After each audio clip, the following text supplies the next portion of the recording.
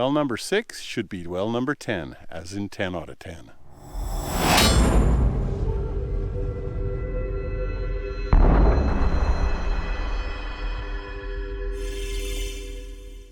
Well number 6 is another one of these beautifully restored wells. We actually got some water out of it and filled up one of our jerry cans for showers. I put some water in the trough for the animals, but have a look at this Perry Springs.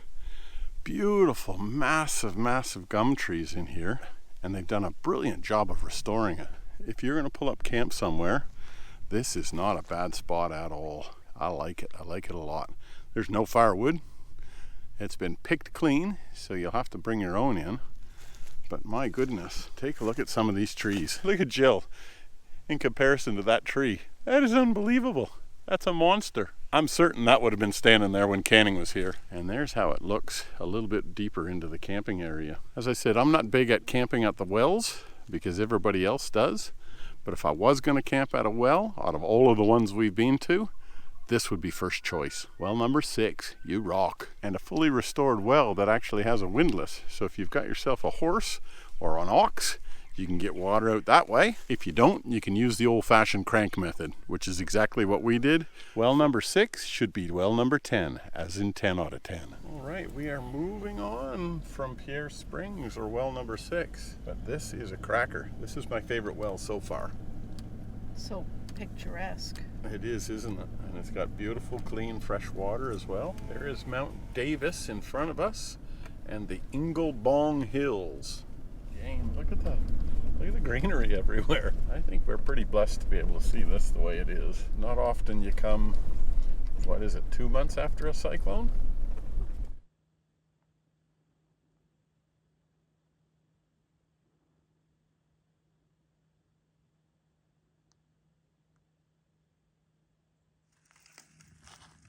Okay, fire. Do your thing. Don't roll off. Just fall straight down.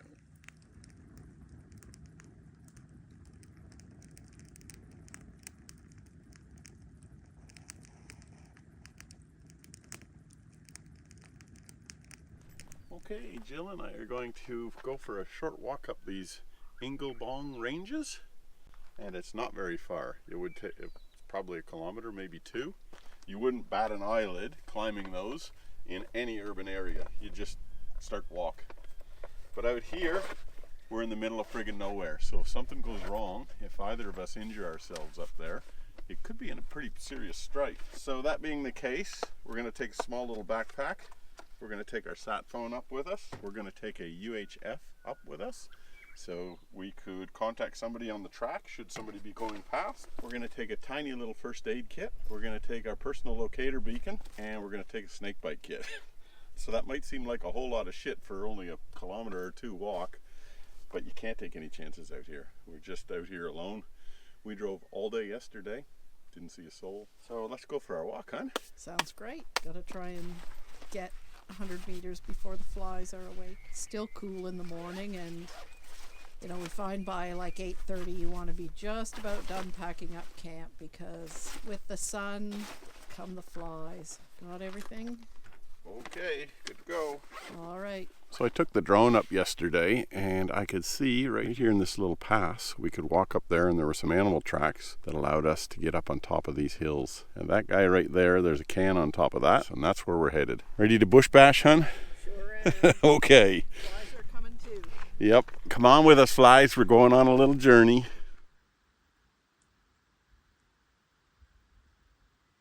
I'm cracking up because Terry didn't want to bring his fly net, and we haven't gone 30 meters and he's gone back to get it because he had like 30 flies around his face. Where have you been, Terry? I went back to the truck. Why? Because I got tired. No, I'm not buying that. What happened? Oh, the flies, they just drove me crazy, so I had to go net up. And how far had we gone? 100 meters. Not even. Not even. 50 meters. I guess 30. Cool. Okay, let's do this.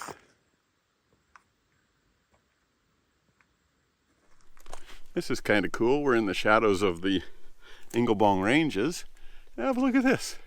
There's lichens on the side of these rocks in the middle of the desert. Unreal. Already getting some elevation. Poop up here. There is. It's all... Rock wallabies or something. Yeah, I think you're right. Rock wallaby poo.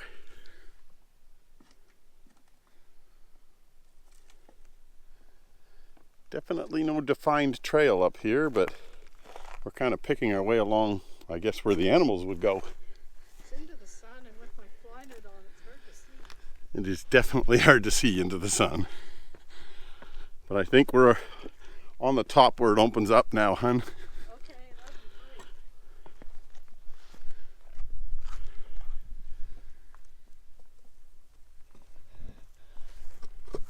be great. We must be on the right track because somebody's put a can there. Come forward onto your right. Just a little baby one. It's a pretty deep little crevasse just there. Beautiful orange rocks. And just over the edge of the rock is the truck. I think this was all seabed again, hun. Yeah, I think so too. Beautiful striations in the rock. Well, we know that we are possibly going in the right direction because we saw a couple of boot prints in the sand. Either that or they got lost too. And we're both going the wrong way. Honestly though, it's pretty hard to get lost up here. It's all open. You can see 360 everywhere. It is like steps, yeah. Cool. Follow the golden steps, hun.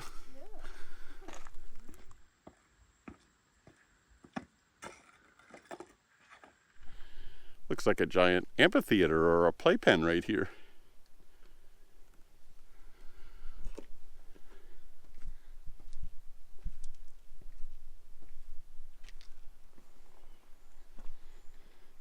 Here we are.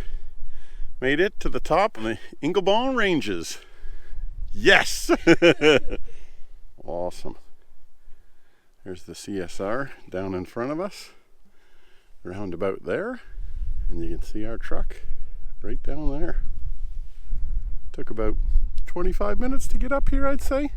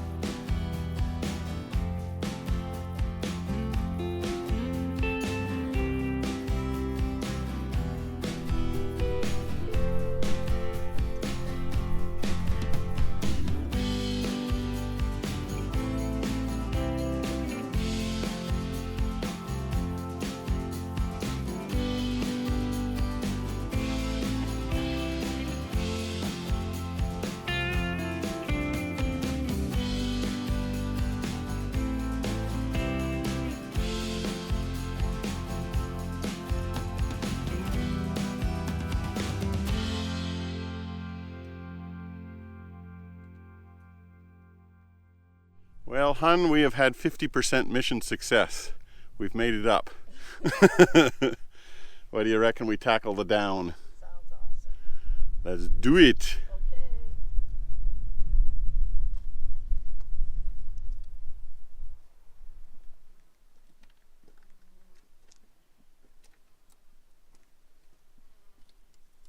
What is it? A creepy forest waterfall. Definitely was a waterfall. All right, Tare. Well, A successful sojourn with no dying, hon. Excellent. That's a good one. And what did you think of that climb? I thought it was spectacular. I've never seen anything like that before, the way that rock was layered and the particular colors. And I would recommend it to anybody. It's not a difficult climb. No, it's not far and it's not difficult. Yeah. No, it was really, really neat. Very much enjoyed it. Me too.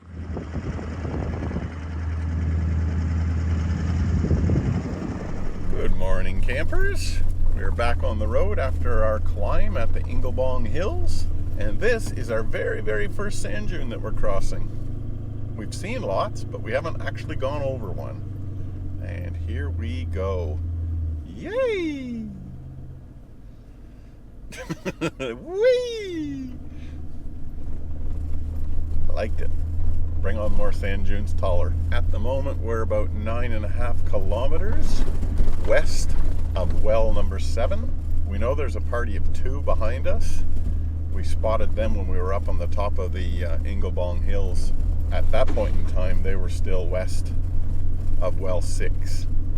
I suspect they'll probably catch us today because of the pace that we're traveling at. We're about 1.8k away from well number 7, and this is a real sort of a boggy area. It's not boggy now, it's all dried out, but there are tracks running in every which way direction where people have been trying to avoid the bogs. They all go to the same place eventually, but there's zigs and zags. You know what it kind of reminds me of is that boggy section on the approach to the Wenlock River, where there's about 1 million tracks to choose from. We're less than a kilometer from well 7 now, and there's a sign here saying, warning, no camping within 1 kilometer of windmills. High-powered rifles and wild dog baits used regularly on Glen Ale to control vermin. You can tell we're getting close to a well because you get all this weedy type green undergrowth everywhere. And that seems to be at every well, pretty much. So far, yeah. It's very lush, but very slow going. It's not difficult 4-wheel driving, you just can't get any speed up because it's so rutted out. So we're cruising along in first gear at the moment we're registering on the speed of about 5, I guess. Well, we just promptly blew past well 7. We're about 300 meters past it and the counter's going up. There was tracks in every direction, so... They were everywhere. Okay, well 7, where are you? Most of them have been completely obvious, but this one sure had us dodged. We are in the deep depths of the Mulga, and we have found well 7, which has completely collapsed. There's no hint or no sign of any of the timber structure anymore, although it does have some water in it. It's difficult to find, and if you did miss it, you might feel bad because you missed one of the wells on the canning, but you really wouldn't be missing anything. Just leaving well 7 in this super bull dust area, and I thought I'd pick up on the story where we left off yesterday. I was talking yesterday about the stupid things that we used to do as kids. As I mentioned, we lived near the harbor, which was the largest freshwater fishing fleet in Canada. And there was a company there called Homesteads, which were a fish packing place. And they were building a new cold room. And they had these large chunks of sandwich panel that would have been about 8 feet long, 4 feet wide, and they were thick too. They were probably 100 mil thick. So what did we do as kids? We went over there and we scabbed a sandwich panel each. There would have been about 4 or 5 of us, and we promptly put them out on the lake, and we grabbed ourselves some makeshift paddles. I can't even remember what we used as paddles, and we started paddling out on the lake on these giant pieces of sandwich panel. You probably got a paddle from home. Could have done. Could have done. Anyway, we paddled and paddled and paddled until we couldn't see shore anymore. And we were out there in the middle of the friggin' lake. We're going, holy shit. Which way do we go? And my recollection was that the wind just picked up for whatever reason and started blowing us and blew us towards the shore where we could actually see the shoreline again. So we started paddling back towards that, and we eventually got in. But again, one of those stupid things when you're stuck out in the middle of a friggin' Lake Erie on a piece of styrofoam with a paddle, and you don't know which direction to go. Crazy, crazy, crazy. At least we wouldn't have got dehydrated because we were on a giant freshwater lake. I guess if you were to ask me what kind of a kid that I was when I was growing up, I would define myself as a cool nerd. And what I mean by that is I loved all things nature and science. You know, I had my butterfly collections and I did my book report on slugs, and it was like right into nature and everything to do with it, and science, everything to do with science basically. Well, that's what you did your first university degree in. I did. I eventually did my degree in microbiology and chemistry, but you know, this was back when I was a small kid or a little kid. But I also loved all things mechanical. I was right into my cars and right into my hot rods.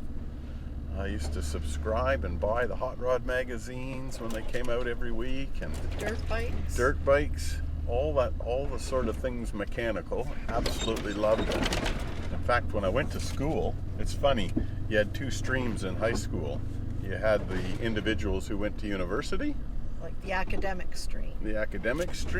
And then you had the individuals that went either to college, or in our particular school, we had what was called Deuce Cats as well. And the Deuce Cats graduated in grade 10 and went straight into the workforce. And I was in the academic stream, so I went to grade 13 and went through to university, but I also took all the shop stuff. So I did metalworking and woodworking and auto mechanics and all of that stuff that the guys who went into the trade colleges, the TAFEs, took. And I was the only one. There were none of my friends who were in the academic stream had anything to do with any of the technical stuff. So I was a little bit of an outlier from that perspective. It was my Uncle Bruce. I don't know whether you watch these channels or not, but he gave me a 1974 Pontiac Parisian 4-door, which was his daily driver, and it was basically a rusted out Bong. And he gave it to me to play with. A friend and I got this thing, we tore it down, we rebuilt the motor with what? I don't know, bloody oily rags and bits of cardboard, I guess, but we rebuilt this motor, put it back in the car, and we drove it around his back paddock. He had an orchard, and we'd take that thing around the orchard and we'd be doing donuts and screaming around. I remember we drilled holes in the exhaust manifolds just to make the thing sound a little bit louder, and it must have pissed off the neighbors beside us, and they were a bikie gang who were the neighbors beside us, because one night when we parked the car up and we were sleeping, they got out with rifles and they shot all the tires out in our car. So we had to roll 4 flat tires down to the local auto wreckers and get 4 replacement tires so that we could go paddock bashing again, which we promptly did. And the bikies never shot our tires out after that, so I don't know, maybe it was just one particularly cranky bikie. Unlike Terry, I wasn't mechanically or science or math minded whatsoever as a child or adolescent or adult. Maybe that's why we fit like a lock and a key. Because you don't know how stupid I really am. And I don't know if you're making shit up. My sister and I, Penny, everyone did think we were boys. When we were little kids, we had really short hair. And our dad liked to get your hair out of your eyes. And he would cut our fringe or bangs, they're called over there, to like this long over in Canada. And people would say, oh, those are your little boys, because we'd go fishing with Dad or to the pool hall where he played snooker and made money. He's a really good snooker player, and he knew all the rough guys in town, and that saved Penny and I a few times. But yeah, I'm better at math and science and stuff now, I think, because I see the value in it more. But yeah, I was the kid who I'd be like, but why do you do this? Why, do you do this math stuff trying to understand it? And they'd say, just memorize it, Jill. You'll never understand it anyway. So then when a test would come, I'd be like, did I get the wrong test? I've never, ever seen any of this before in my entire life. And that was all the way through into university trying to do statistics, and just gives me nightmares trying to do it. Yeah, I mentioned that yesterday, that I wasn't any good at word problems. Grade 10, we had a word problem test in math class, and it was back in the days when the teachers would often write out or type out the tests and then leave a space and then photocopy them. Our math teacher, Peter Robinson, who was a wonderful math teacher and a wonderful human being, he still couldn't get through to me. He would hand out all the tests and give each person a comment as he handed out their tests, like, great job, Stu, great job, Bob, whatever. And he was holding my test paper at the very end, and he just had this funny look on his face, and I was like, oh no, what? And he said, I've never had anyone do this before, Jill, so this is a first. And I was like, oh no, what did I do? And he said, the only question that you actually completely worked out correctly all the way through and got full marks on, you actually used the number of the question in the word problem. So it said question number 7 dot 14 people did whatever, and I used 7.4114 people. See, I can't even keep the numbers straight. So I did get full marks for that one. He gave me the benefit of the doubt. So yeah, I just kind of stumbled through, but great entertainment for everyone else. I'm sure my face was burning red in humiliation. I was really good at English and spelling and writing stories and stuff like that. So, and I still do like books and reading in English and spelling. So, you are who you are, I guess.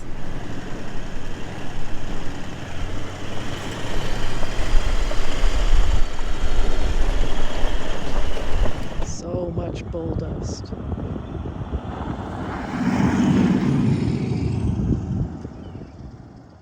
There are certain sections of the track that are squeezy in terms of the bushes on either side. We're about 1.4 kilometers west of well number 8, and we should be hitting that sucker before too long. It's only been a short distance between well 7 and 8. I don't know what the actual distance was, but it didn't feel like it would have been more than 10 kilometers, whereas most of the wells have at least 20 between them. And here we have it, well number 8. Let's go check her out. Well number 8 still has the wooden A-frames for the trough, still has a big ass pulley. This is the first one where I've noticed the tailings from the diggings for the well itself, and it's a different color to the topsoil. And that's deep and dark and dry.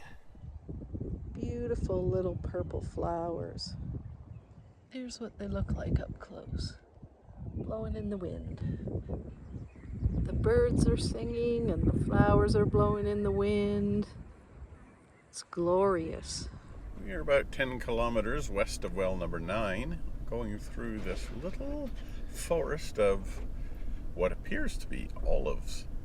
Now I know it's not, but the bushes are shaped just like them, and the leaves even look like them. I've got the mirrors pulled in, otherwise we'd be doing some serious whacking. We're about 2.5 k out of well 9 on the western side, and we're running down the middle of a sandy riverbank at the moment. I'm looking at these iron filings in the ground, in the sand, thinking, if I was a kid, I'd be here with my magnet collecting those iron filings, putting them in a jar, and putting them on the shelf. And I would have been thinking, ew, dirty. Every time we get near the well is when you're most likely to have tracks start running in every direction. Yeah, it seems to be that way, isn't it? Probably because it's wetter. Yeah, back down into our riverbed again. I used to collect those iron filings when I was a kid. Where did you find them? Washed up on the beach in Lake Erie. Okay. Yeah, just like that. It looked exactly like that. You'd go there and you'd sweep your magnet over that, and you'd collect it all onto a bit of paper and put it in a jar, and then you'd give it a second sweep a little bit later, and you could even clean it up further, and you got deep purple jar full of iron filings. Like the band Deep Purple. Yes. We're now at well number 9. The well itself, not much chop. The surrounding area, however, is massive and open, and it's still in use.